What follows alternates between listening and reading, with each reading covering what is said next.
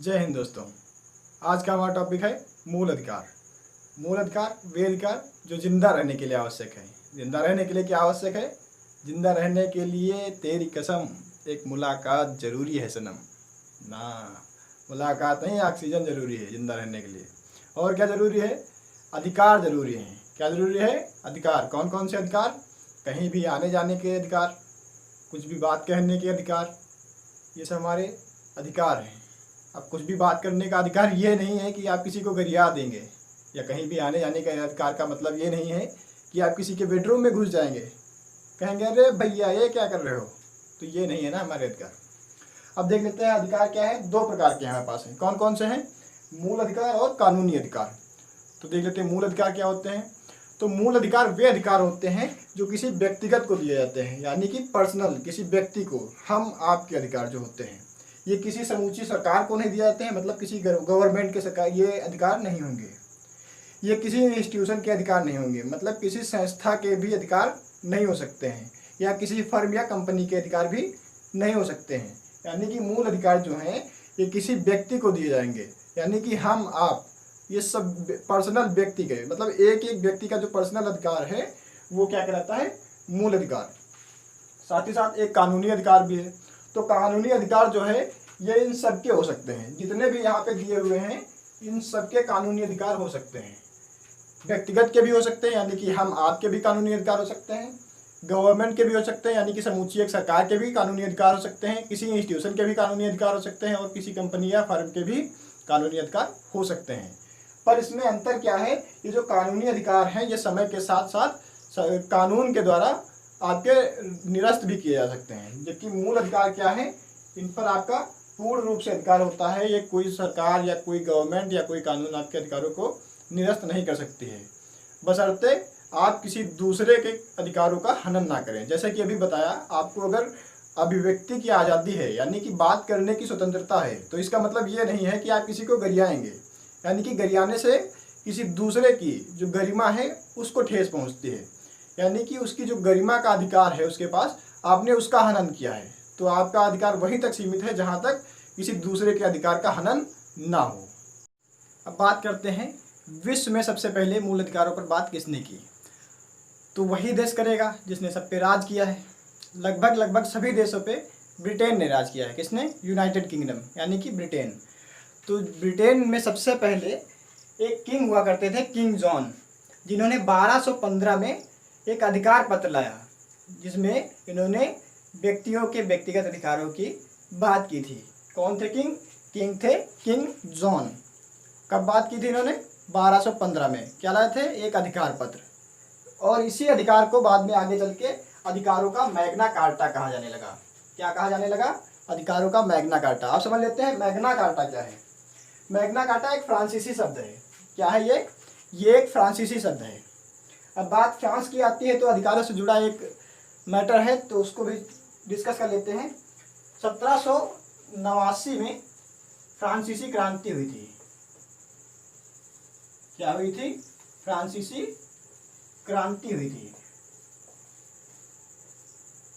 तो क्या हुआ था? 1789 में फ्रांसीसी क्रांति हुई थी, जिसमें बहुत ही बड़े स्तर पर मूल अधिकारों का हनन किया गया था।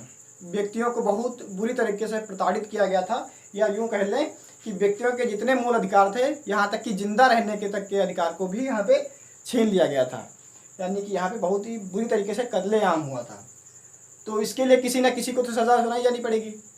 अब इतनी बुरी तरीके से मूल अधिकारों का हनन हुआ है तो सज़ा कौन भोगेगा? अब क्रांति में तो बहुत सारे लोग होते हैं, तो क्या सबको सज़ा मिलेगी? नहीं, सबको नहीं, क्योंकि सबको तो हम आइडेंटिफाई ही नहीं कर सकते कि किसने किसने किया है। उसमें से कुछ ज़्यादा लोग जो चर्चित होंगे वही पाए जाएंगे। तो उन्हीं में से जो सबसे चर्चित थे, यानी कि जो उनके लीडर होंगे। लीडर कौन था? उनके राजा। राजा कौन थे? लुई 16वां। लुई 16वां। इनको फांसी दे दी गई थी। क्या हुआ था? इनको फांसी की सजा सुनाई गई थी। किस वजह से? मूल अधिकारों के उल्लंघन की वजह से। क्या हुआ था? 1789 में फ्रांसीसी क्रांति हुई थी, जिसमें व्यक्तियों के मूल अधिकारों का बहुत ही ज़्यादा उल्लंघन हुआ था, जिसके कारण वहाँ के राजा लुई 16वां को फांसी की सज़ा सुनाई गई थी। इतना समझ में आ गया? अब बात करते हैं हमने मूल अधिकारों को कहाँ से लिया है। हमने मूल अधिकारों को अमेरिका से लिया है, ना कि ब्रिटेन से। अब ब्रिटेन के और अमेरिका के मूल अधिकारों में कुछ अंतर है, वो हम आगे डिस्कस करेंगे, लेकिन पहले देख लेते हैं कि अमेरिका में जो मूल अधिकार हैं वो कब आए। तो बात है ये उस समय की कि जब ब्रिटेन का लगभग सभी देशों पे राज हुआ करता था, अमेरिका पे भी था। तो अमेरिका को हमसे पहले स्वतंत्रता मिल गई थी। हमको मिली थी 15 अगस्त 1947 को, जबकि अमेरिका को मिली थी मार्च में 1976 में। कब मिली थी? नहीं सॉरी, 1976 नहीं, 1776 में। अमेरिका को स्वतंत्रता मिली थी 1776 में। अब उसने स्वतंत्रता के बाद में अपना संविधान बनाया। संविधान कब बनाया? 1789 में। और उसी के 2 साल बाद, यानी कि संविधान लागू करने के 2 साल बाद इसने अपने संविधान में मूल अधिकारों को जोड़ लिया, यानी कि 1791 में। कब जोड़ा? 1791 में इसने अपने संविधान में मूल अधिकारों को शामिल कर लिया। बात करते हैं भारत में सबसे पहले हमारे अधिकारों की बात किसने की और कब की। तो देख लेते हैं सन 1892 ईस्वी में, यानी कि कांग्रेस के गठन होने के कुछ सालों बाद। कांग्रेस का गठन कब हुआ था? एक पार्टी होती थी भारतीय राष्ट्रीय कांग्रेस, 1885 में जिसका गठन हुआ था, उसके कुछ सालों बाद यानी कि 1892 में बाल गंगाधर तिलक ने स्वराज विधेयक में सबसे पहले मूल अधिकारों की बात की थी। किसने बात की थी? बाल गंगाधर तिलक ने। अब उसके बाद देखते हैं 1927 में कांग्रेस का एक अधिवेशन हुआ था मद्रास में। कांग्रेस का अधिवेशन कहाँ हुआ था? मद्रास में, सन 1927 में। इसमें अध्यक्ष कौन था? अध्यक्ष थे M.A. अंसारी। इन्होंने भी मूल अधिकारों की मांग की थी। लेकिन अब देखते हैं, मांग तो इन्होंने की, बाल गंगाधर तिलक ने मांग की, M.A. अंसारी जी ने मांग की, लेकिन ये मांग पूरी कब हुई? तो कांग्रेस का एक अधिवेशन होता है मद्रास अधिवेशन के 2 साल बाद, सन 1931 में। ये कहाँ होता है? ये कराची में अधिवेशन होता है। इसके अध्यक्ष होते हैं सरदार पटेल। इसमें एक प्रस्ताव रखा जाता है। ये प्रस्ताव पंडित जवाहरलाल नेहरू के द्वारा रखा जाता है, और नेहरू ने इस प्रस्ताव में मूल अधिकारों की बात भी की थी, और ये प्रस्ताव यहाँ से पारित हुआ था। तो मतलब अगर ये प्रस्ताव पारित हुआ है तो साथ ही साथ मूल अधिकारों की जो मांग थी वो भी पारित हो गई।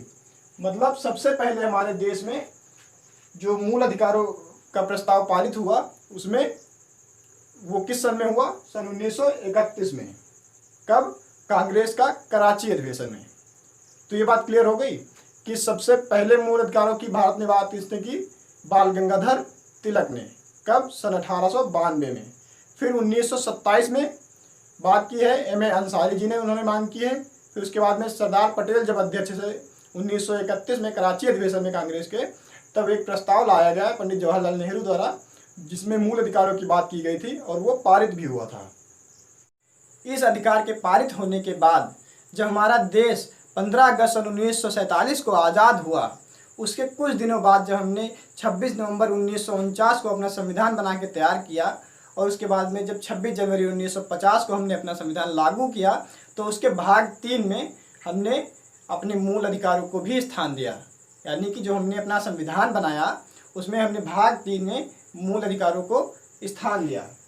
अब ये मूल अधिकारों का हमने भाग 3 में स्थान दिया। इसमें भाग 3 में।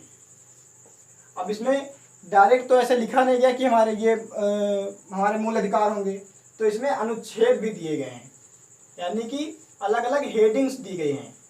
तो यहाँ पे 12 से 35, अनुच्छेद 12 से 35 तक मूल अधिकारों की बात की गई है। क्या है? जो हमारे मूल अधिकार हैं वो संविधान के भाग 3 में अनुच्छेद 12 से 35 तक दिए गए हैं। अब बात करते हैं मूल अधिकारों के दुरुपयोग की। अब किसी भी व्यक्ति को कोई अगर अधिकार दे दिए जाते हैं तो वो उसका एक समय आने पर दुरुपयोग जरूर करने लगता है। तो बात की गई है कि उसका दुरुपयोग ना कर पाए, इसलिए हम उन मूल अधिकारों को निलंबित भी कर सकते हैं। और वो निलंबन कौन करेगा? राष्ट्रपति के द्वारा निलंबन किया जाएगा। अब इसका मतलब ये है कि आपके पास जो मूल अधिकार हैं उनको कुछ समय के लिए समाप्त भी किया जा सकता है या फिर रोका भी जा सकता है, लेकिन कुछ समय के लिए। निलंबन का मतलब है कुछ समय के लिए आपके अधिकारों को दबाया जाना। तो ये कौन कर सकता है? राष्ट्रपति के द्वारा। लेकिन अगर ऐसा होता तो कोई भी सरकार आती और आपके अधिकारों को दबा देती, आप अपना अधिकार मांग नहीं सकते थे। तो इनकी कुछ परिस्थितियां निर्धारित की गई हैं कि हमारा जो मूल अधिकार है उनका निलंबन किन परिस्थितियों में होगा, जैसे आपातकाल के दौरान या फिर युद्ध के दौरान। कब? युद्ध के दौरान। अगर मान लीजिए अभी हमारा कुछ प्रोटेस्ट हुआ था कुछ दिनों पहले, तो उसमें छात्रों ने ट्विटर पर क्या किया था कि एक ट्रेंड कराया था कि मोदी जी रोजगार दो, यानी कि उन्होंने अपनी अभिव्यक्ति की स्वतंत्रता जो थी, यानी अभिव्यक्ति की जो आज़ादी थी, जो मूल अधिकार था उनका, उसका प्रयोग करके लोगों ने नारे लगाए थे कि मोदी जी रोजगार दो, मोदी जी रोजगार दो। लेकिन यही अगर स्थिति युद्ध के दौरान होती या आपातकाल के दौरान होती तो मोदी जी आपके अधिकारों को दबा सकते थे, आपसे ये कह सकते थे कि आप धरना नहीं कर सकते हैं। कब? किन परिस्थितियों में? जब युद्ध की परिस्थितियां हों या आपातकाल की परिस्थितियां हों। लेकिन मोदी जी स्वयं नहीं कर सकते थे, क्योंकि मोदी स्वयं प्राइम मिनिस्टर है, यानी कि प्रधानमंत्री हैं। तो वो राष्ट्रपति से कहकर आपके अधिकारों को निलंबित करा सकते थे। अब आती है बात प्रतिबंधन की, तो आपके अधिकारों को प्रतिबंधित भी किया जा सकता है, यानी कि पूर्ण रूप से आपके अधिकारों को सदैव सदैव के लिए खत्म भी किया जा सकता है। तो ये होता है हमारा प्रतिबंधन। और ये प्रतिबंधन कब होगा? संसद में, यानी कि संसद में पारित करा करके अगर देखा जाता है कि आपका कोई मूल अधिकार ऐसा है जो जिसका दुरुपयोग बहुत ज़्यादा हो रहा है, आपके लिए इतना आवश्यक नहीं है वो, तो उसका प्रतिबंधन भी कराया जा सकता है। लेकिन अगर ऐसा ही चलता रहा तो कोई सरकार आएगी और आपके जितने भी मूल अधिकार हैं उनको प्रतिबंधित ही करती चली जाएगी, क्योंकि संसद में तो उस सरकार का दबदबा रहता ही रहता है, तो उसमें उसके बहुमत होता है, तो किसी भी जो आपका अधिकार होगा उसको वो पारित करा सकती है कि इसको प्रतिबंधित किया जा सके। इसलिए जो हमारा सुप्रीम कोर्ट और हाई कोर्ट है, इसको हमारे मूल अधिकारों का रक्षक बताया गया है। यानी कि हमारे संविधान में बताया गया है कि जो सुप्रीम कोर्ट और हाई कोर्ट होगा ये हमारे मूल अधिकारों का रक्षक होगा। अब ये हमारे जो मूल अधिकार हैं ये वाद योग भी हैं, यानी कि हम अगर हमारे मूल अधिकार नहीं मिल रहे हैं तो उन पर हम मुकदमा भी कर सकते हैं, सुप्रीम कोर्ट में जाके हम अपनी बात रख सकते हैं कि हमें ये मूल अधिकार मिलना चाहिए। और ये प्रवर्तनीय भी हैं, हम उनसे इन्फोर्स करवा सकते हैं, ज़बरदस्ती ये हम ले सकते हैं। यानी कि प्रवर्तनीय का मतलब ये है कि हम बाध्य कर सकते हैं सुप्रीम कोर्ट को या किसी सरकार को कि वो हमको हमारे मूल अधिकार दे। इसका सीधा सीधा मतलब यही है कि निलंबन का मतलब वो है, यानी कुछ समय के लिए आपके अधिकारों को दबाया जाएगा, वो भी राष्ट्रपति की अनुमति से। प्रतिबंधन कब होगा? पूर्ण रूप से आपके अधिकारों को समाप्त कर दिया जाएगा, वो संसद में पारित करके ये आपको समाप्त किया जाएगा। रक्षक जो होगा हमारे मूल अधिकारों का वो सुप्रीम कोर्ट और हाई कोर्ट होगा।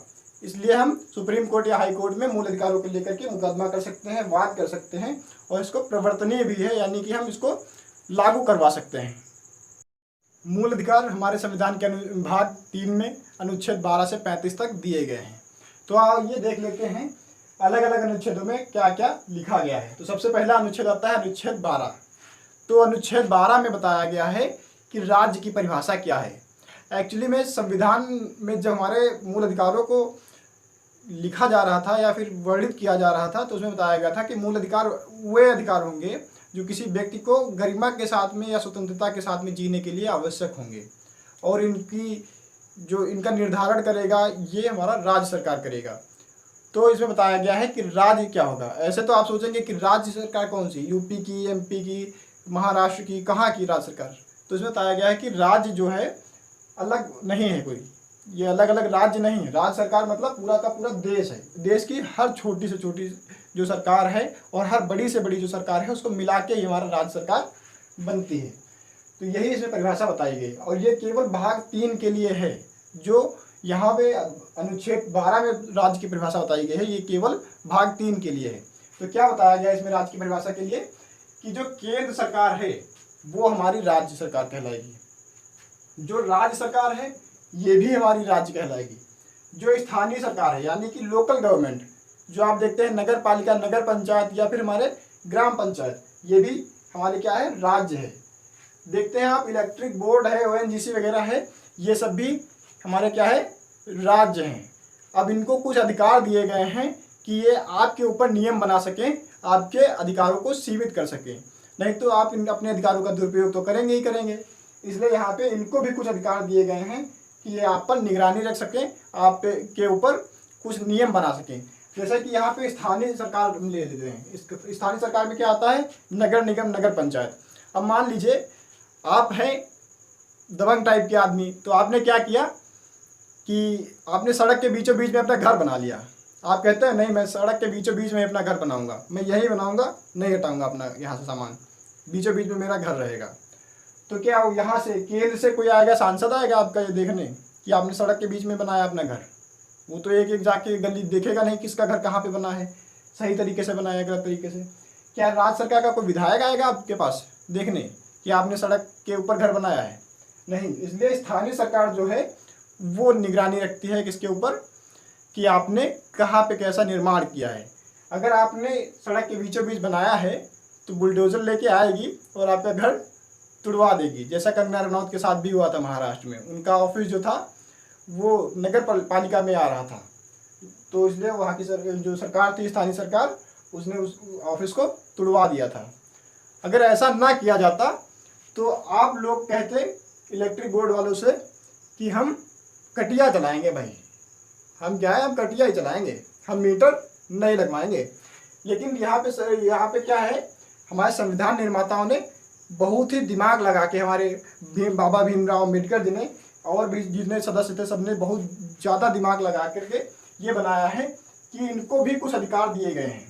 तो इलेक्ट्रिक बोर्ड जो है ये भी एक राज्य बताया गया है इस भाग में, अनुच्छेद 12 में। तो इनको भी कुछ अधिकार दिया गया है कि अगर आप कटिया लगाओगे तो आप सूते जाओगे, यानी कि उठा लिए जाओगे और पुलिस धर लेगी आपको। ऐसे ही इनके कुछ अधिकार हैं।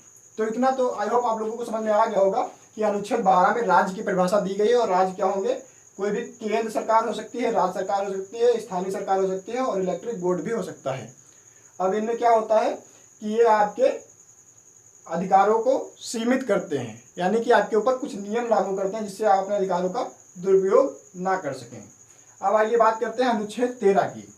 तो अनुच्छेद 13 में बताया गया है कि राज्य सरकार मूल अधिकारों के उल्लंघन करने वाला कोई भी कानून नहीं बनाएगी। यानी कि जो हमारी राज्य सरकार है ये मूल अधिकारों के उल्लंघन करने वाला कोई भी कानून नहीं बना सकती है। अगर बनाएगी तो आप सुप्रीम कोर्ट में या हाई कोर्ट में इसके लिए मुकदमा कर सकते हैं। हमारा रक्षक कौन है मूल अधिकारों का, सुप्रीम कोर्ट या हाई कोर्ट, इसलिए हम वहाँ पे मुकदमा कर सकते हैं। तो इसमें यह बताया गया है कि जब हमारा संविधान लागू हुआ है तभी से तो हमारे मूल अधिकार लागू हुए हैं।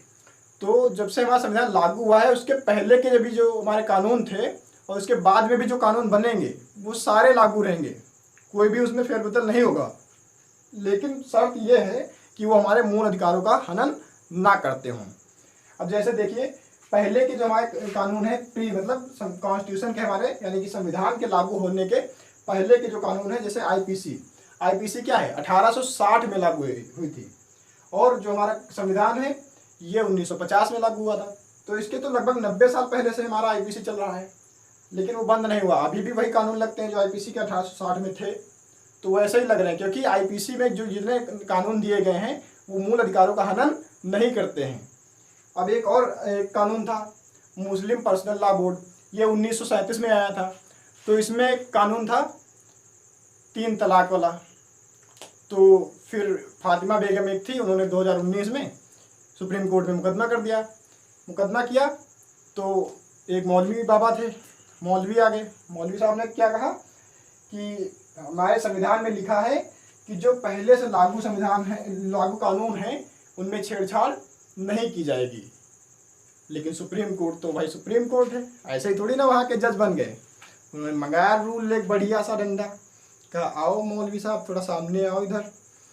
कहा अच्छा अनुच्छेद 13 आपने पढ़ा है, ध्यान से पढ़िए, उसमें ये भी तो लिखा है कि मूल अधिकारों का हनन नहीं होना चाहिए।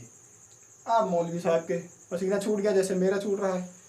तो मौलवी साहब को बताया सुप्रीम कोर्ट ने कि कोई भी ऐसा कानून नहीं लागू रह सकता है जो किसी व्यक्ति के मूल अधिकारों का हनन करे। समझ में आई बात?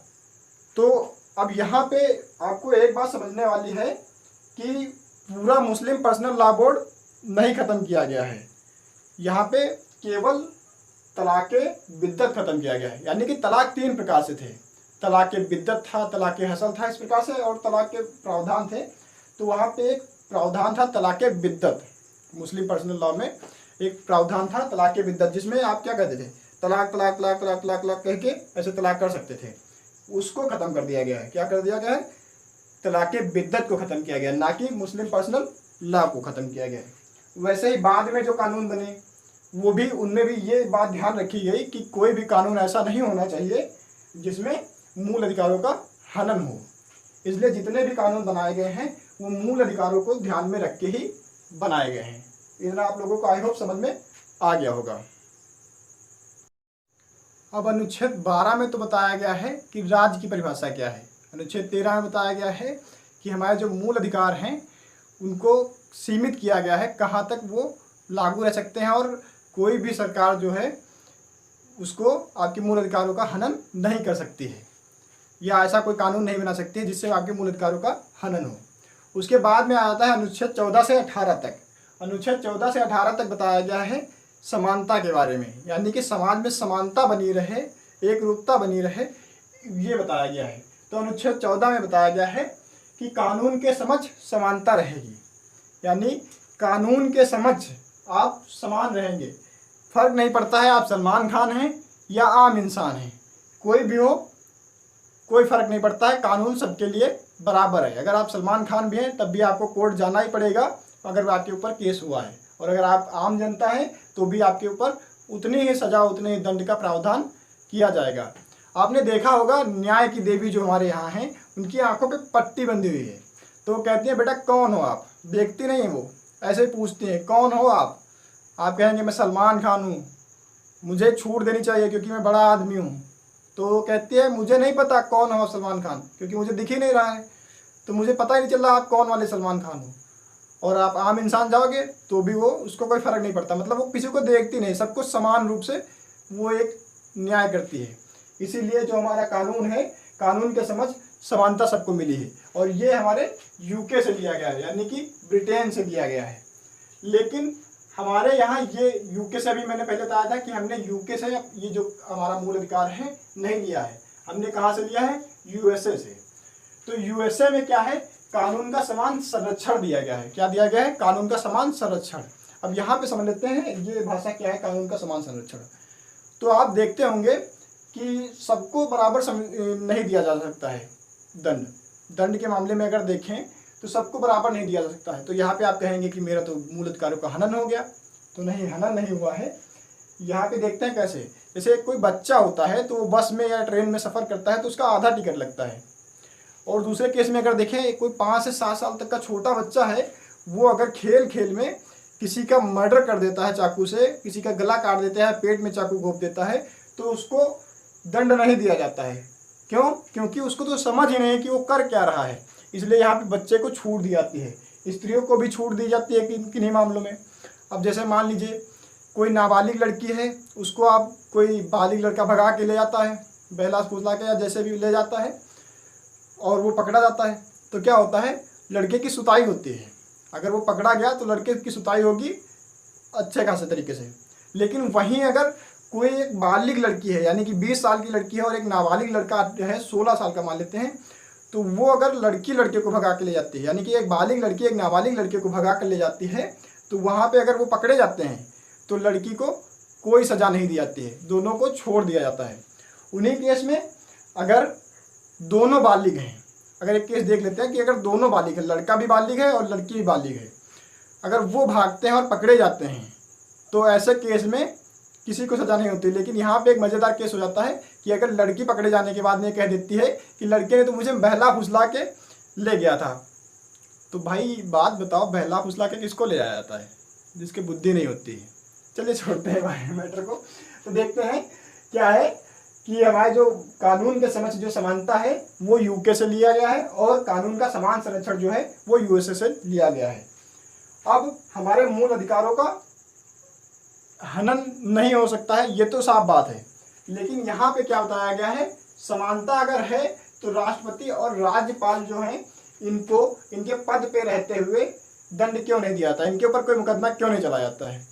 तो ये एक चर्चा का विषय है। लेकिन हमारे संविधान में साफ साफ लिखा गया, अगर क्वेश्चन पूछा जाता है कि किसके ऊपर मुकदमा नहीं चलाया जा सकता है, तो राष्ट्रपति और राज्यपाल हैं जिनके ऊपर ये पद पर जब तक रहेंगे तब तक इनके ऊपर कोई मुकदमा नहीं चलाया जाएगा। अगर मान लीजिए एक अपने तरीके से मान लेते हैं कि इसमें है तो नहीं, फिलहाल मान लेते हैं कि अगर इनको सज़ा सुनाई गई, मान लीजिए इनको 10 साल की सज़ा सुनाई गई, राष्ट्रपति जी हैं, इनको 10 साल की सज़ा सुनाई गई किसी केस में लेकर के मान लेते हैं, तो क्या होता है, राष्ट्रपति के पास एक अधिकार होता है अनुच्छेद 71 के तहत।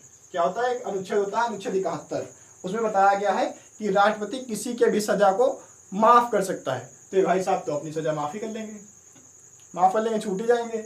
वैसे ही इसमें बताया गया है राज्यपाल वाले में, इसमें अनुच्छेद है 162, ये भी सज़ा माफ़ कर सकते हैं। तो ये भाई साहब अगर इनको भी कोई सज़ा होती है तो इसके तहत तो ये भी सज़ा माफ़ कर सकते हैं।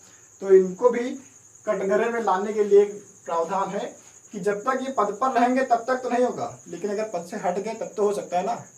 तो पद से जैसे हटेंगे वैसे इनके ऊपर मुकदमा चलाया जा सकता है और इनको भी दंड दिया जा सकता है। तो हमारा संविधान बहुत ही बेहतरीन तरीके से बनाया गया है, ध्यान रखिएगा। अब अनुच्छेद 15 में क्या बताया गया है, अनुच्छेद 15 में बताया गया है कि जाति, धर्म, लिंग, वंश या जन्म स्थान के आधार पर भेदभाव नहीं किया जाएगा। आप कहेंगे किया तो जाता है, नहीं किया जाता भाई, वो उनको थोड़ा छूट मिली है जाति के आधार पर या लिंग के आधार पर। आप कहेंगे लिंग के आधार पर स्त्रियों को छूट है, तो भाई भी बताएंगे, उसके बारे में भी सब्र करो। तो यहाँ पे क्या बताया गया, धर्म, जाति, लिंग, वंश या जन्म स्थान के आधार पर भेदभाव नहीं किया जाता है। अब आता है अनुच्छेद 16। अनुच्छेद 16 बताया गया है कि समान अवसर की समानता मिलेगी, यानी कि अगर कोई सरकारी नौकरियां निकलती हैं तो उसमें सबको समान अवसर मिलेंगे। अब इसमें बताया गया है कि धर्म के आधार पर तो नहीं मिलेंगे, मतलब धर्म के आधार पर सबको समान अवसर मिलेंगे, जाति के आधार पर, लिंग के आधार पर और जन्म स्थान के आधार पर भी आपको समान अवसर ही मिलेंगे। लेकिन आप कहते हैं कि इनमें तो आरक्षण दिया जाता है, जाति वालों को तो आरक्षण दिया जाता है, जातिगत तो आरक्षण मिलता है सबको, लिंग के आधार पर स्त्रियों को भी आरक्षण मिल जाता है, जन्म स्थान के आधार पर भी आरक्षण मिल जाता है। पहाड़ी इलाके के जो लोग हैं, व्यक्ति हैं, वो अगर आर्मी में जाना चाहते हैं तो उनकी अगर हाइट कम भी रह गई है तो भी उनको हाइट में भी आरक्षण दे दिया जाता है। उसी प्रकार से छत्तीसगढ़ का इलाका है बस्तर, जिसमें ये नहीं देखा जाता है कि आप जनरल के हैं, ओबीसी के हैं या SC ST के हैं, ये नहीं देखा जाता है, उसमें सबको आरक्षण दिया जाता है। लेकिन धर्म के आधार पर आपने नहीं सुना होगा कि किसी को कोई आरक्षण दिया गया है। जाति के आधार पर तो हमने देखा है, क्योंकि जाति में देखिए आप जनरल वालों को तो कोई आरक्षण नहीं दिया जाता है, ओबीसी वालों को थोड़ा बहुत आरक्षण दिया जाता है, SC ST वालों को उनसे थोड़ा ज़्यादा आरक्षण दिया जाता है। अब आप कहेंगे, अभी आपने पिछले वाले में बताया कि किसी को कोई भेदभाव नहीं किया जाता है, लेकिन यहाँ पे तो भेदभाव किया जा रहा है। सरकार जो है SC ST वालों को आरक्षण दे रही है, ओबीसी वालों को आरक्षण दे रही है। तो भाई एक बात और समझ लीजिए कि हमारे समाज में एक ऐसा चलन था कुछ समय पहले कि इन लोगों को बहुत ही बुरी तरीके से प्रताड़ित किया गया था, और जिसकी वजह से ये मानसिक रूप से पिछड़े रह गए हैं। थोड़ा समाज में मानसिक रूप से इनकी स्थिति उतनी अच्छी नहीं थी। इस वजह से सरकार इनको उस स्थिति में लाने के लिए, यानी अगर मान लीजिए जनरल की ये स्थिति है तो इसको भी वहाँ तक लाने के लिए सरकार क्या कहती है, इसको थोड़ा पुश देती है, यानी कि थोड़ा सा सहयोग देती है कि आप भी आगे बढ़ जाइए। उसी प्रकार से ओबीसी को उससे थोड़ा कम मिलता है, पर उसको एक बराबर लाने के लिए सरकार क्या करती है, सहयोग करती है।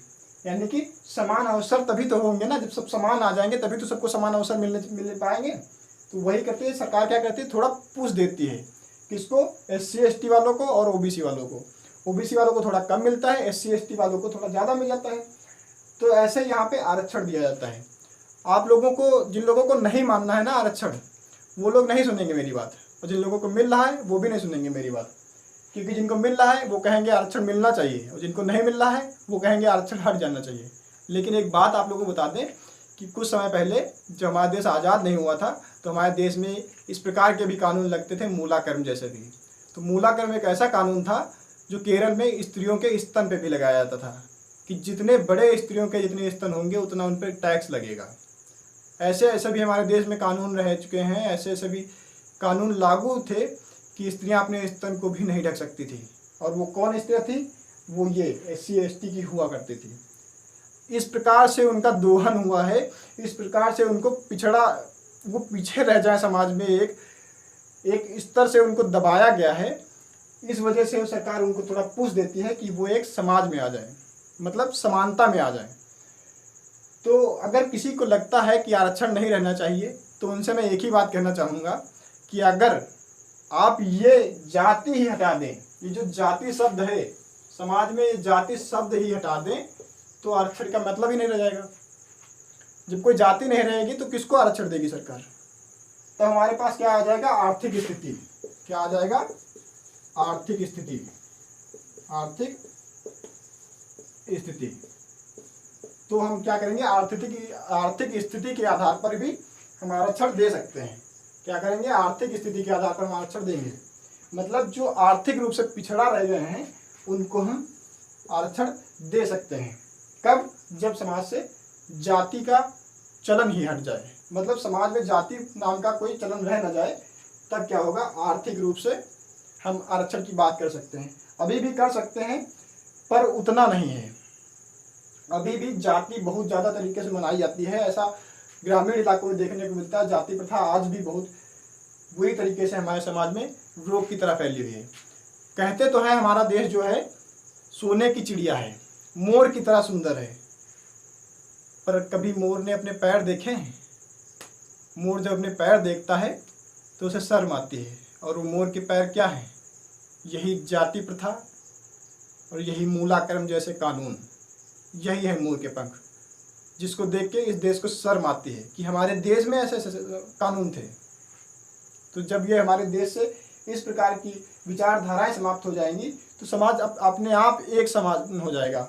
मतलब ये सभी बराबर हो जाएंगे, किसी को पूछ देने की आवश्यकता नहीं रहेगी, कोई पीछे नहीं रहेगा, सबको समान अवसर मिलेंगे। अगर आर्थिक रूप से कोई पीछे रह भी जाता है तो उसको आरक्षण मिल जाना चाहिए।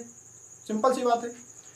अभी आप लोग कहेंगे, जो कहने वाले हैं कि कुछ तो SC ST के तो मुख्यमंत्री भी हो चुके हैं, कुछ बड़े बड़े बिजनेसमैन भी हैं, उनको भी आरक्षण मिल रहा है। कुछ IAS भी हैं, उनको भी आरक्षण मिल रहा है। बड़े अमीर लोग हैं। तो एक चर्चा का विषय है, एक सरकार को कुछ ऐसा प्रावधान लाना चाहिए जिसमें पिछड़े लोगों को भी आरक्षण का लाभ मिल सके। और जो आगे बढ़ चुके हैं, भले वो किसी भी जाति के हों, पर उनको अगर आरक्षण मिल रहा है और वो सक्षम है कि उनको आरक्षण की आवश्यकता नहीं है वास्तव में, तो उनसे वो आरक्षण का अधिकार छीना जाए या फिर उनके साथ भी जैसा भी प्रावधान किया जाए। हमारा मतलब है यहाँ पे समझना ही है। तो ये देख लेते हैं कि हमारे ही देश में छुआछूत जैसी कुरीतियाँ भी हैं। अब नहीं है, लेकिन कुछ समय पहले जो नीचे तबके के लोग होते थे उनको ज़मीन में नीचे बैठा दिया जाता था। वो कुर्सियों पे या चारपाई पे बैठने के योग भी नहीं समझे जाते थे। उनका छुआ हुआ नहीं खाया जाता था। इस प्रकार के कुरीतियाँ थी। पर जिन्हें अब भी लगता है कि उन्हें आरक्षण मिल रहा है वो गलत है, तो वो उनको कुछ और समझने की या उससे और जो बेहतर कोई समझा सकता है उससे समझने की या अनुच्छेद को या संविधान को अच्छी तरीके से पढ़ने की आवश्यकता है। हमारे संविधान में अलग से प्रावधान करना पड़ा है कि अस्पृश्यता नहीं होनी चाहिए, मतलब अनटचेबिलिटी नहीं होनी चाहिए। मतलब किसी को छुआछूत का जो मनाया जाता है ये अब नहीं मनाना है। अगर कोई मनाएगा तो उसके लिए भी दंड के प्रावधान किए गए हैं। इसके लिए हमारे संविधान में बताया गया है कि अस्पृश्यता का अंत होना चाहिए। और जो दंड के प्रावधान हैं वो 1955 में अस्पृश्यता अधिनियम में बताया गया है। क्या बताया गया है? अगर कोई अस्पृश्यता करता है, मतलब अनटचेबिलिटी को फॉलो करता है, तो उसको 500 रुपये जुर्माना देना पड़ सकता है अगर पता चला तो, या फिर 6 महीने की जेल भी हो सकती है। समझ रहे हैं? लेकिन अब आप तो कहेंगे, आप तो मूड में ना पूरे, तो आप क्या कहेंगे? आप कहेंगे आजकल तो कोरोना चल रहा है। अब कोरोना में तो हम कहते हैं भैया कोरोना है, दूर हटो, दूर बैठो, यहाँ ना जाना, पास ना जाना मेरे, वहीं बैठो, छूना बिल्कुल नहीं। तो क्या आप कहोगे कि अस्पृश्यता कर रहा है, फिर इसको फिर 6 महीने की सज़ा दिलाओ या फिर से 500 रुपये का जुर्माना दिलवाओ? तो ऐसा नहीं है। पॉजिटिव डिटर्मिनेशन में आप कर सकते हैं। क्या कर सकते हैं? पॉजिटिव डिटर्मिनेशन में आप कर सकते हैं। अगर उससे समाज में कोई बुराई नहीं फैल रही है तो आप कर सकते हैं। पॉजिटिव डिटर्मिनेशन में आप कर सकते हैं। इसमें क्या है, कोरोना वाले केस में अगर वो आपको छूता है या आपके पास आता है, आपके साथ बैठता है, तो उससे आपको भी वो बीमारी लग सकती है। इस प्रकार की जो छुआछूत की बीमारियां हैं उन केस में छोड़ करके आप किसी भी केस में अस्पृश्यता नहीं कर सकते हैं। अब जो यहाँ पे अस्पृश्यता अधिनियम 1955 में आया था, 1976 में इसी का नाम बदल के सिविल अधिकार संरक्षण अधिनियम कर दिया गया। इतनी बात आप लोग को समझ में आ गई? अब आपको ये एक्ट बिल्कुल समझ में आ गया होगा, क्योंकि ये तो आपको सुना सुना ऐसा लग रहा है, SC/ST एक्ट। ये और कुछ नहीं है, यही है अस्पृश्यता अधिनियम, यही है सिविल अधिकार संरक्षण अधिनियम। इसी का जो नाम बदल के 1989 में SC/ST एक्ट कर दिया गया है। यही हमारा क्या है, अस्पृश्यता अधिनियम है। अब बात करते हैं अनुच्छेद 18 की। तो अनुच्छेद 18 में बताया गया है कि उपाधियों का अंत होगा, मतलब आप अपने नाम के आगे कोई उपाधियां नहीं लगा सकते हैं। अब आप ये नहीं कहेंगे मेरा नाम महाराज फलाने है, या फिर मेरा नाम सुल्तान फलाने है। सुल्तान थे ना सलमान खान, आप ये सलमान खान ये नहीं कह सकते मतलब कि मेरा नाम सुल्तान सलमान खान है। या फिर शाहरुख खान ये नहीं कह सकता कि मेरा नाम बादशाह शाहरुख खान है। ऐसे ही नाइटहुड की उपाधियां और भी अन्य उपाधियां थी जिनका अंत कर दिया गया। क्या कर दिया गया, अंत कर दिया गया, यानी कि अपने नाम के आगे आप उपाधियां नहीं लगा सकते हैं। लेकिन कुछ प्रकार की उपाधियां हैं जो अपने नाम के साथ लगा सकते हैं, जैसे कि एजुकेशन हुआ या फिर रैंक हुई। एजुकेशन में क्या है, आप डॉक्टर फलाने लगा सकते हैं, मास्टर फलाने लगा सकते हैं, प्रोफेसर फलाने लगा सकते हैं, इंजीनियर फलाने लगा सकते हैं। तो क्या हुआ, आप ये रैंक लगा सकते हैं क्योंकि ये एजुकेशन की है। आप रैंक लगा सकते हैं, जैसे आर्मी में आप हैं मेजर हैं, मेजर फलानी, कर्नल फलानी, इंस्पेक्टर फलानी, दरोगा फलानी। तो ये रैंक लगा सकते हैं आप। यहाँ पे क्या है, एजुकेशन की रैंक आप लगा सकते हैं। और इसमें बताया गया है कि अगर आप कोई किसी दूसरे देश से कोई उपाधि ले रहे हैं तो आपको राष्ट्रपति से अनुमति लेनी पड़ेगी। किससे, राष्ट्रपति से। अब हमारे एक नेता हुए थे मोरारजी देसाई, इनको पाकिस्तान से मिला था पाकिस्तान का सर्वोच्च सम्मान। तो उसके लिए क्या हुआ था, उस समय के राष्ट्रपति से इनको अनुमति लेनी पड़ी थी। तो आप समझ गए, अगर किसी देश के किसी दूसरे देश से आप उपाधि ले रहे हैं या उस देश का सर्वोच्च सम्मान ले रहे हैं या कोई सम्मान ले रहे हैं तो उसके लिए आपको अपने यहाँ के राष्ट्रपति से परमिशन लेनी पड़ेगी। ऐसा हो भी चुका है, जिसका एग्जाम्पल मैंने आपको दिया। अब बात करते हैं कि कुछ और भी हैं जिनमें हम ले सकते हैं, जैसे कि हमारे खुद के देश में है नेशनल अवार्ड, जैसे भारत रत्न है, पद्म विभूषण है, पद्म भूषण है। तो आप ये ले सकते हैं, पर इसको अपने नाम के आगे नहीं लगा सकते हैं। जैसे मान लिया आपका नाम अगर फलाने है और आपकी मित्री का नाम फलानी है, तो आपको मिलता है पद्म भूषण। तो आप ये नहीं कह सकते मैं पद्म भूषण फलाने हूँ, आप ये नहीं कह सकते। या फिर आपकी जो मित्री हैं वो मित्री नहीं कह सकती हैं कि वो भारत रत्न मित्री हैं। आप ये जरूर बता सकते हो कि उनको भारत रत्न मिला है, यानी कि आपकी मित्री को भारत रत्न मिला है, आपको पद्म भूषण मिला है। लेकिन अपने नाम के आगे नहीं बता सकते हो, यानी अपने नाम के आगे अगर लगाओगे पद्म भूषण फलाने तो ये गलत है। और मित्री भी अगर भारत रत्न फलानी लगाती हैं तो वो भी गलत है भाई। समझ में आ गया ना। तो आशा है आप लोगों को आज की क्लास हमारी बहुत पसंद आई होगी। अगर आपने हमारी क्लास को ध्यान से देखा है तो आपके लिए एक प्रश्न है कि हमारा संविधान कब लागू हुआ था। अगर आपको इसका आंसर पता है तो आप अपने मूल अधिकारों का प्रयोग करके कमेंट बॉक्स में आंसर दे सकते हैं। जय हिंद।